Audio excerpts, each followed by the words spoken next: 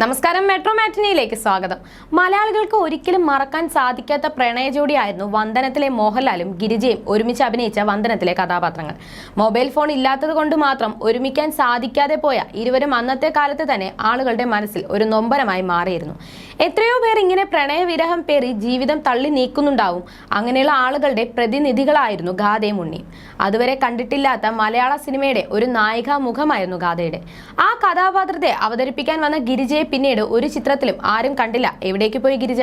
ഒരിക്കൽ ഒരു stage show അവതരിപ്പിക്കാൻ വേണ്ടി അമേരിക്കയിൽ എത്തിയ പ്രിയദർശനും ശ്രീനിവാസനും ഗിരിജയെ കാണാൻ വേണ്ടി അവരുടെ വീട്ടിലെത്തി. അപ്പോൾ അവർ അവിടെ ഉണ്ടായിരുന്നില്ല. അത് അറിഞ്ഞതിന് ശേഷം അവരെ പിന്നീട് കാണാമെന്ന് കരുതി ഇരുവരും വീട്ടിൽ നിന്നും തിരികെ ഇറങ്ങി. അങ്ങോട്ടുള്ള യാത്രയിലാണ് റോഡിലെ ബ്ലോക്കിൽ നിർത്തിയിട്ടിരിക്കുന്ന കാറുകൾ കഴുകി കൊടുക്കുന്ന ഗിരിജയെ എല്ലാവരും കണ്ടത്. ഒരു നിമിഷം പ്രിയദർശനും ശ്രീനിവാസനും അത്ഭുതപ്പെട്ടു പോയിരുന്നു. കാറ് കഴുകി വരുമാനം ഉണ്ടാക്കേണ്ട ബുദ്ധിമുട്ടൊന്നുമുള്ള ഒരു സ്ത്രീയല്ല ഗിരിജ എന്ന് പ്രിയദർശന് അറിയാമായിരുന്നു. നല്ല സാമ്പത്തികമുള്ള അവസ്ഥയിൽ നിന്നും വരുന്ന ഒരു വ്യക്തിയാണവർ. പിന്നെ എന്തിനാണ് അവർ ഈ ജോലി ചെയ്യുന്നത്? ശ്രീനിവാസനും പ്രിയദർശനും അവരോട് ചോദിച്ചു. ആ സമയത്ത് അവർ പറഞ്ഞത് വിചിത്രമായ ഒരു മറുപടിയായിരുന്നു. വെറുതെ ഇരിക്കുന്നത് എനിക്കിഷ്ടമല്ല. എല്ലാ ജോലിക്കും അതിൻ്റെതായ മാന്യത ഉണ്ടെന്ന് കരുതുന്ന ഒരു വ്യക്തിയാണ് ഈ ജോലിയുടെ മാന്യതയും താൻ ഇഷ്ടപ്പെടുന്നുണ്ട്. അതുകൊണ്ട് തന്നെ സ്വന്തമായി അധ്വാനിച്ച് പണമുണ്ടാക്കാൻ താല്പര്യപ്പെടുകയാണ്.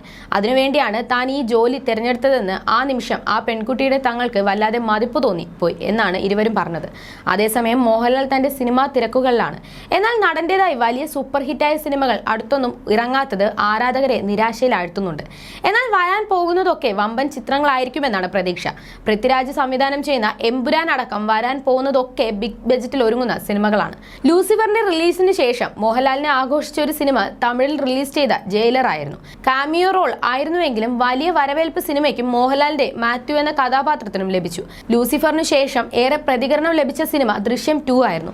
പക്ഷേ കോവിഡ് കാലത്ത് ഇറങ്ങിയ സിനിമ ആയതുകൊണ്ട് തന്നെ ചിത്രം OTT-യിലാണ് റിലീസ് ചെയ്തത്. അതിനുശേഷം ഇറങ്ങിയതിൽ ഒട്ടുമിക്ക സിനിമകളും പരാജയമായിരുന്നു.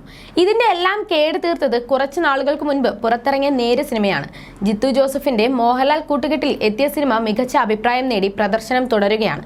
ഒരുപാട് പരാജയങ്ങൾക്ക് ശേഷം തിയേറ്ററിൽ വിജയമായ മോഹൻലാൽ സിനിമ എന്നതുകൊണ്ട് തന്നെ നേര് മോഹൻലാലിന്റെ തിരിച്ചുവരവ് എന്ന രീതിയിലാണ് ആളുകൾ പരിഗണിക്കുന്നത്.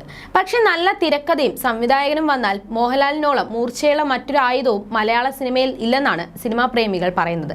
നേരുപോലെ തന്നെ പ്രേക്ഷകർക്ക് ഏറെ പ്രതീക്ഷയുള്ള ഒരു സിനിമയാണ് മലൈക്കോട്ടെ വാലിബൻ. മോഹൻലാൽ ലിജോ ജോസ് പെല്ലിശ്ശേരി കൂട്ടുകെട്ടിലെ ആദ്യ സിനിമ എന്നതുകൊണ്ട് തന്നെ പ്രഖ്യാപനം മുതൽ മലൈക്കോട്ടെ വാലിബൻ വലിയ ഹൈപ്പ് കിട്ടിയ സിനിമയാണ്. മണിക്കൂറുകൾക്ക് മുൻപ് സിനിമയുടെ ടീസർ പുറത്തു വന്നിരുന്നു. ജനുവരി 25-നാണ് മലൈക്കോട്ടെ വാലിബൻ തിയേറ്ററുകളിൽ റിലീസ് ചെയ്യുന്നത്. ടീസർ പുറത്തു വന്നതോടെ 63-കാരനായ മോഹൻലാലിന്റെ ഫിറ്റ്നസ് ആണ് ചർച്ചയാകുന്നത്. ടീസറിൽ ഒരു ഷോട്ടിൽ തന്റെ ബൈസെപ്സ് മോഹൻലാൽ വിടർത്തി കാണിക്കുന്നുണ്ട്. സിനിമയിൽ ഗുസ്തിക്കാരനായാണ് മോഹൻലാൽ അഭിനയിക്കുന്നത്. ഷിബു ബേബി ജോൺ, അച്ചു ബേബി ജോൺ എന്നിവരുടെ നേതൃത്വത്തിലുള്ള ജോൺ ആൻഡ് മേരി ക്രിയേറ്റീവ്സ്, കൊച്ചുമോന്റെ ഉടമസ്ഥതയിലുള്ള സെഞ്ചുറി ഫിലിംസ്, അനൂപിന്റെ മാർക്സ് ലാബ്, വിക്രം മെഹ്റ, സിദ്ധാർത്ഥ് ആനന്ദ് കുമാർ എന്നിവരുടെ ഉടമസ്ഥതയിലുള്ള സരിഗമ ഇന്ത്യ ലിമിറ്റഡ് എന്നിവരാണ് ചിത്രത്തിന്റെ നിർമ്മാതാക്കൾ. You're watching me on metromatney.com. metromatney.com. metromatney.com. Subscribe for more videos. Subscribe for more videos. Subscribe here for more videos. Subscribe now. Thank you.